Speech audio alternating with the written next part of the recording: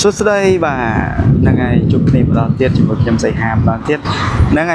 ในปีมุกยมนี่คือ Honda Stylo มาเส้นมาร้อยหกcc บ่า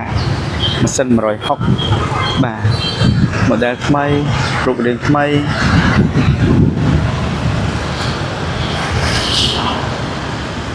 สะอาดไกลการจนาไม่แต่งอ้อมบ่า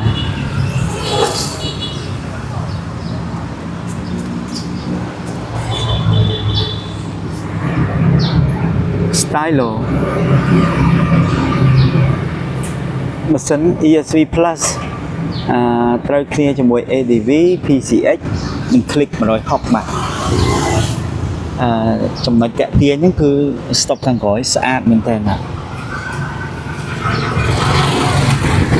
អញ្ចឹងប្រភេទដែលខ្ញុំបង្ហាញនេះគឺប្រភេទ ABS គេហៅថា top option ណាគឺ highlight ជាមួយនឹងពណ៌ brown ឬក៏ពណ៌ត្នោតហ្នឹងមានដៃម៉ូតូមានកន្លែងជាន់ជើងក៏ដូចជាស្បែកពូកស្បែកបាទហ្នឹងហើយ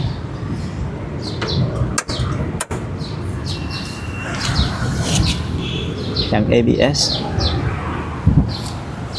នេះនៅផ្នែកខាងមុខជាគៀងស្អាតជាគៀងដាក់តាមផុស Honda នៅខាងមុខតែម្ដងជាមួយនឹងក្រូមេជាគៀងស្អាតណា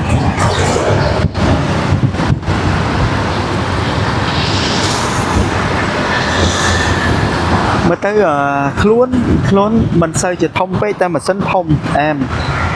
បាទជាមួយនឹងកង់ពវៀនបាទមើលកែប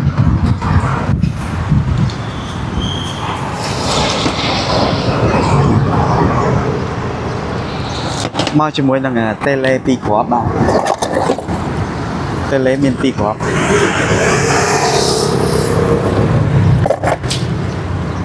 Smart key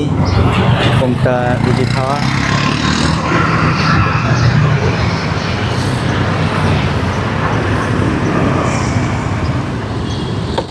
ពួកយើងពួកអាយុអីវ៉ាន់ហើយនឹងមានក្លុកខាងក្រោមទៀតសាក smartphone បាទនេះ